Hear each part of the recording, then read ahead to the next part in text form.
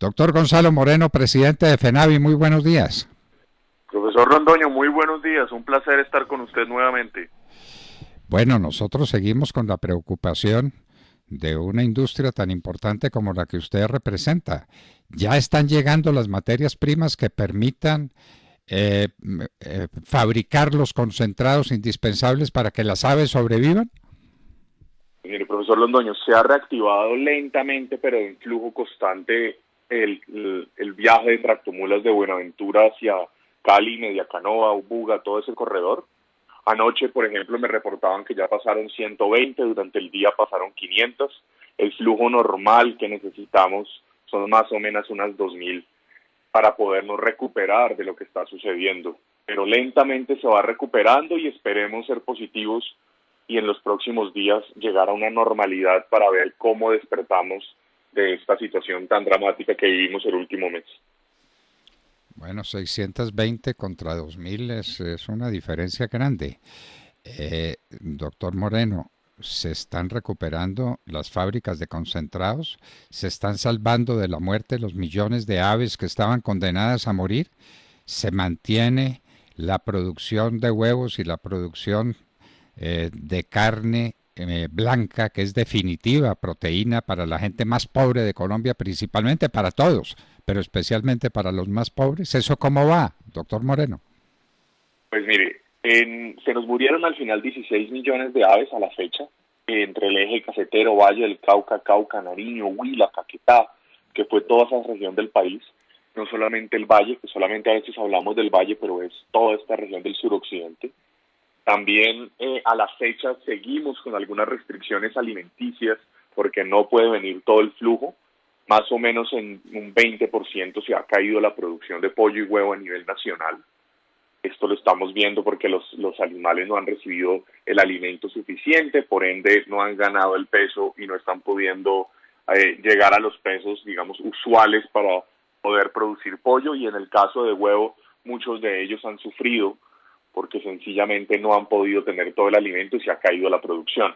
Los más afectados que estamos viendo es primero el precio ha venido en aumento, consecuencia del libre oferta y demanda.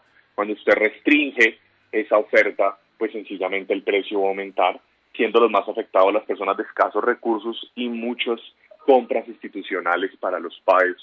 Lo estamos viendo en diferentes partes del país, no solamente en el suroccidente, sino en otras regiones como Santander, Costa, Bogotá, Cundinamarca. Como se han aumentado los precios, no hay tanta disponibilidad, muchos menores de edad no están pudiendo recibir huevo porque sencillamente no hay. Usted está diciendo una cosa de una importancia trascendental en la que nosotros hemos insistido, pero parece que en vano. Esto que está pasando es una conspiración contra los más pobres. Los que tienen recursos terminan por encontrar el huevo y por comérselo. Los más pobres lo tienen a unos precios inalcanzables. ¿Resultado de qué? De este absurdo, de esta tarea irracional que golpea principalmente, como usted lo dice, a los más pobres. Se- Será muy difícil que la gente entienda lo que está pasando y que estos promotores del paro sepan que a nombre de los pobres lo que están haciendo es condenarlos a una situación insostenible y que probablemente los conduzca a la muerte o a un deterioro de sus condiciones vitales, especialmente de los niños. Es que nos hablan de 4 millones de niños afectados en el PAE. Y, doctor Moreno, esto hay que repetírselo al país una vez y otra. A todo el mundo está afectando, a todos los colombianos está afectando esta situación, claro, y a nadie le gusta tener que encontrar la carne y el pollo y los huevos más caros, claro, pero ¿quiénes son los que más sufren? Los que tienen menor capacidad de compra. Doctor Moreno, se está estudiando ese tema, cuál es el impacto en la economía de la gente pobre que está teniendo este bloqueo irracional. Sí, señor, lo estamos revisando. Ya en promedio, en el caso del huevo, se ha aumentado ya casi 100 pesos por unidad en diferentes partes del país. La otra preocupación es que en algunas regiones, por ejemplo en Nariño y en el Cauca, solamente hace 2 días se pudo entrar con huevo por parte de los productores del Cauca y del Valle del Cauca, que son los grandes productores que abastecen esa zona. Entonces, incluso en unas zonas del país, hasta hace 2 o 3 días no entraba absolutamente nada de huevo. Caso de pollo pasó lo mismo, hace semana y media hablaba con una persona que vive en esa región y me dice, estamos completamente desabastecidos de pollo. Tuvimos incluso reuniones con productores del Caquetá, porque nosotros siempre a veces tenemos una visión del centro del país, pero uno debe mirar esas regiones porque esas regiones son las que producen alimento y desarrollo para el país, y estaban impresionados porque como nuestra cadena es tan larga, lo digo la cadena es la cadena de producción, ellos muchos quedaban sorprendidos porque las pollitas de un día nacen en una granja avícola, en una incubadora que queda ahí en Media Canoa, entonces no les había podido despachar. Sencillamente no habían podido tener acceso a pollitas y otros a huevos fértiles en incubadoras. Entonces sí lo estamos mirando, sí estamos muy preocupados y esperamos a finales de este mes ya tener una radiografía de cómo quedó la oferta de genética para ver si nos toca o importar huevo fértil o nos toca traer reproductoras para recuperar digamos, esa capacidad de producción que teníamos prepandemia. Que recuerde que nosotros veníamos con un crecimiento muy fuerte, el colombiano promedio, y todos nosotros nos alimentamos con mucho pollo y huevo y son los alimentos base de la nutrición de los colombianos. Nada menos que eso, nada menos que eso.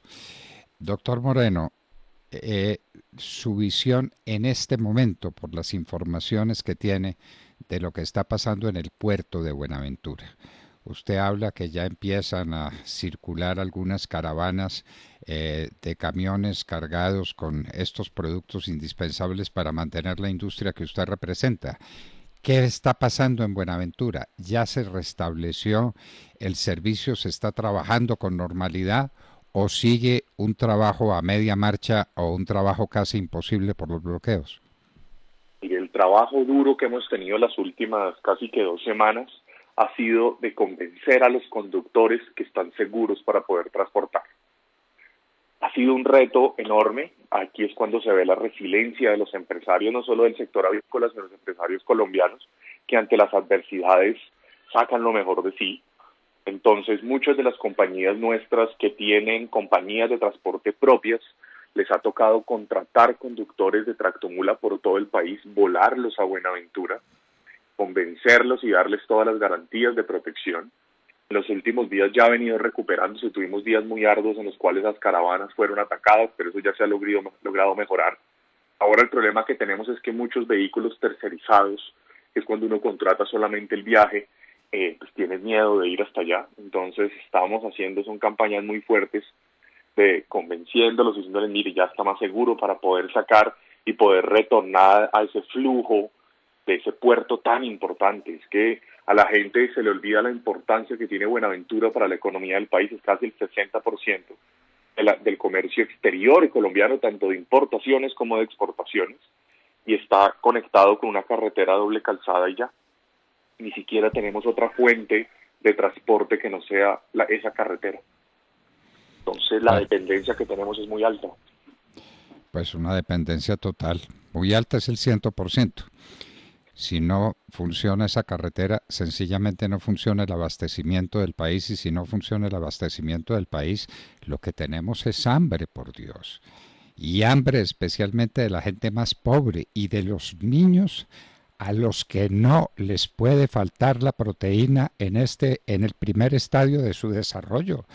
Doctor Moreno, es que esta es una crueldad, además de unos actos económicamente irracionales y de unos hechos de orden público detestables. Esto es irracional. ¿Cómo condenan a los niños pobres al hambre? Uno no lo entiende. Uno no lo entiende, pero hay que seguir adelante y hay que devolverle a la gente la tranquilidad, y hay que decirle a los transportadores que no teman, que hay un respaldo suficiente de la policía, del ejército, de las fuerzas de seguridad para respaldar su trabajo. Me parece que en eso consiste la gran tarea, ¿no es cierto? Sí, señor, en eso consigue la gran tarea en este momento, y también yo sí creo que nos toca pensar mucho como país que cómo no volver a repetir esto. Primero, que el Estado como tal cumpla el mandato legal. Digamos, hay un tipo penal que nunca se ha estrenado, que es el tema, el artículo 353A, sobre obstrucción a vías públicas que afectan el orden público. cuando por medios ilícitos digamos, se restrinja la movilidad por las carreteras. Pero aparte de eso también tenemos que pensar es en tema de infraestructura, porque no podemos seguir dependiendo solamente de carreteras, toca pensar en temas de tren.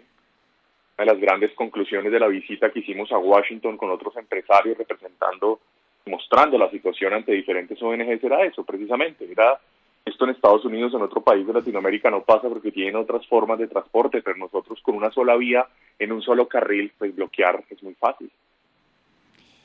Usted es muy joven, usted no recuerda lo que fue para Colombia y se ha convertido para Colombia en una tragedia, la ruina de los ferrocarriles nacionales. Nosotros teníamos una red vial que no era la mejor, una red de ferrocarriles, pero que era muy importante, que era muy significativa. Y a base de peticiones absurdas y de actitudes detestables de los mismos encargados de mover la carga de tren, sepultamos el tren. El tren es vital, usted lo dice, esto es de una importancia trascendental, que el país lo descubra y que tengamos trenes y que tengamos un servicio ferroviario que esté a la altura de los tiempos y a la altura de las necesidades del país. Doctor Gonzalo Moreno, muchas gracias por estar con nosotros y muchas gracias por el esfuerzo inmenso que están haciendo por devolver la confianza, que es el elemento básico para la normalidad económica y para la normalidad económica en un punto tan trascendental, por Dios, como la comida. Es que estamos hablando de la comida de todos y particularmente de la comida de los más pobres, que son los más afectados con precios exorbitantes, que son hijos de una oferta restringida de productos. Doctor Gonzalo Moreno, inmensamente agradecidos con usted. Un placer estar con ustedes y el mensaje es muy claro, esto no se puede volver a repetir en nuestra historia y tenemos que aprender de esto. Los bloqueos ilegales se deben condenar porque una cosa es la protesta pacífica y otra cosa es no permitir la circulación de alimentos. Y el drama que vivimos como país en el último mes no podemos volverlo a repetir.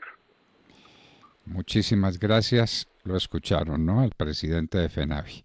Esto no se puede volver a repetir. Y hay que recordar que este es un tipo penal y que al que incurra en un bloqueo hay que meterlo a la cárcel.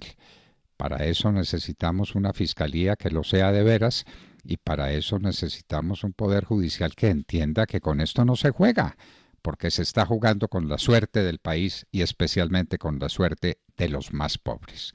Gonzalo Moreno, presidente de FENAVI, estaba con nosotros en la hora de la verdad.